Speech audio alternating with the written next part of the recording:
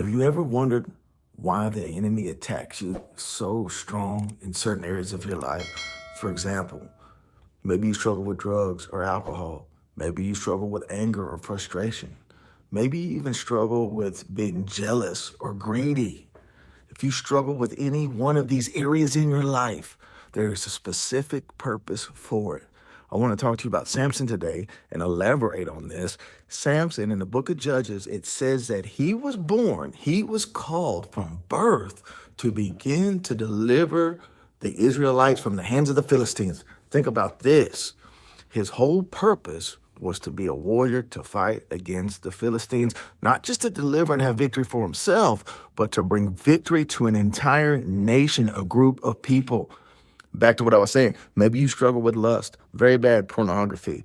Do you ever have the thought that I struggle with this because I can help people be delivered from this?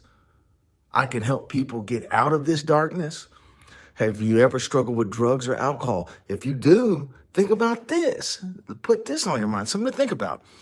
You can pull people out of that very dark place that nobody else can reach because of your past and your propensity, your tendency to go to drugs, to alcohol, to sin, that you can deliver people from the very same place that you came from. That's exactly what God wants to use you for. And the enemy knows this. The devil knows this. That's why he hits you so hard time and time and time again with sin, with temptation, with pride and lust, with addiction, with maybe marital problems. You have gone through so many things in your marriage. Don't you think you can help deliver somebody from that same situation? Samson, his problem was not a sin problem as far as he was in love with Philistine women. Yes, he had a tendency to go find prostitutes, women that he wasn't supposed to be around. And that was his temptation. That was his fall. And you can see this over and over in the book of Judges, eventually leading to Delilah. He even married a woman, a Philistine woman, and God used this.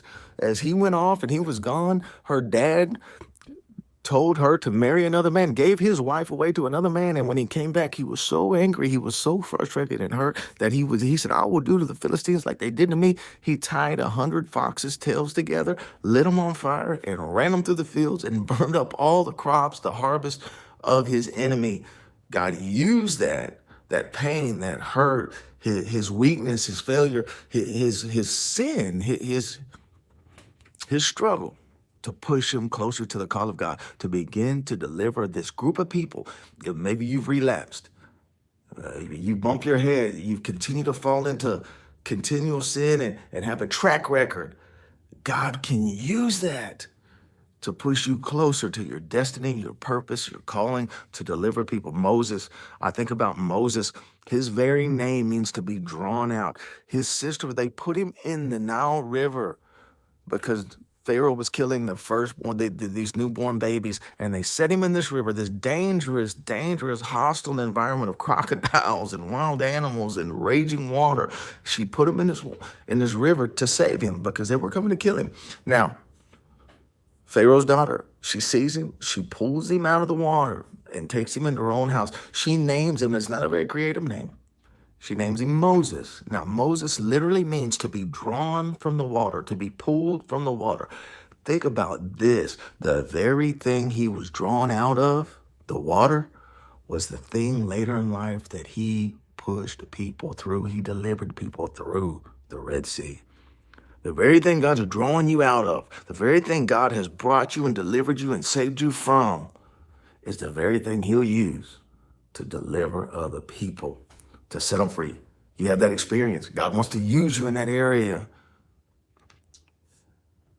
Samson, back to Samson.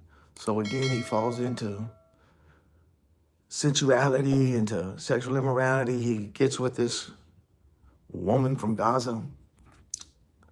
She sells him out to the Philistine lords. They want to get Samson. He has brought them so much misery. He is putting dents in the kingdom of Satan. He's knocking the devil around. He's walking, even though 1 foot in, 1 foot out, he's played for sin, he's compromised, but God has still been pouring into him. Remember, he was born to begin to deliver. He was called to begin to deliver the Israelites from the hands of the Philistines. It says this. And he's in love with this woman, Delilah. He is enthralled. He is caught up. And the thing that you are in love with and enthralled and you can't set yourself free from is the very thing God will use to deliver other people and put you right smack dab in the middle of what he's called you to do. And so she vexes him. The Bible says she vexes him. She pushes him. She torments him mentally and emotionally. If you love me, you'll tell me. If you love me, you'll give me the secret to where your strength lies. We all know the story. Well, if you do this, then my strength, I'll be as any ordinary man. If you do that 3 different times, and then on the 4th time, you don't really love me. And she vexed him day and night, over and over and over. And eventually the Bible says that he shared everything that was in his heart. Everything, the thing he loved the most. The thing he desired the most, Delilah, this relationship. Yes, she pressed him, and the enemy will do that. He'll press you and press you and press you and press you. He will put a full court press on you to give up the calling God has for you, to give up the secrets of your relationship with him, the power of the Holy Spirit inside of you, to compromise. And it says that he was tormented, he was vexed. And so eventually he tells her, well, no razor has touched my head. I've taken a Nazarene vow. I've drank no wine. I've touched no dead thing. And no razor has touched my head since I was born. This covenant, this vow that I made with God. And that's the source of my strength, this covenant, this relationship. And the Bible says that she goes and she tells the Philistine lords, they send in men that hide in another room. She puts his head on her lap, rocks him to sleep. Another picture of sensuality. This barber, and it's dangerous when the devil comes to give you a haircut. This barber comes and shaves his head. And after he shaves his head, he wakes up and he thinks he's going to break free like he always does, and he can't. He's bound. And you know what the very next verse says? Before they pluck his eyes out, before they drag him away and put him in prison, you know what it says? It says Delilah tormented him. The thing he loved the most, the thing that he shared his secrets with, everything in his heart too, began to torment him. And the thing that you've been compromising with, that sin, that addiction, that lust, that anger, see, that's the thing God does want to use. See, he wants you to be a giver. So if you're jealous and greedy, that's because God wants to flip that and make you a giver, someone who gives with liberality freely. If you walk with anger and frustration, it's because God has such a gift of humility and peace for you that he wants you to walk in and demonstrate that. If you're having a struggle with addiction or alcoholism, it's because God wants you to take people from that and lead them into light and help them be set free through the power of Jesus Christ. And the devil knows this, so he uses it against you. He used his love for this woman, this passion, this desire he had for this woman, Delilah, and he tried to kill the calling on his life. But you know what? And she tormented him. The thing that he loved the most, the thing that he shared his secrets with, look what it says, that she tormented him. And the very verse after that says, and then they plucked his eyes out. The last thing he ever saw was the thing he loved the most, tormenting him. And they take him away. And they put him in a mill, and he grinds at the mill. But something happens. Great things grow in darkness. As he began to grind at the mill, he renewed his covenant with the Lord. His hair began to grow. He began to get his strength back. And it's clear, the Bible says this. It says that they took him away with soldiers, but on this great day, they were worshiping Dagon, this Philistine god, and they were making sport of Samson. They were making fun of him. Look at this trophy we have. And they told a lad, a young boy, to bring him out by his hand. See, at one point, the devil respected him, and it took soldiers to lock him up. But the devil lost respect for him. The enemy lost respect for him and let a little boy drag him out. And maybe you feel like that today. The devil doesn't even respect you anymore.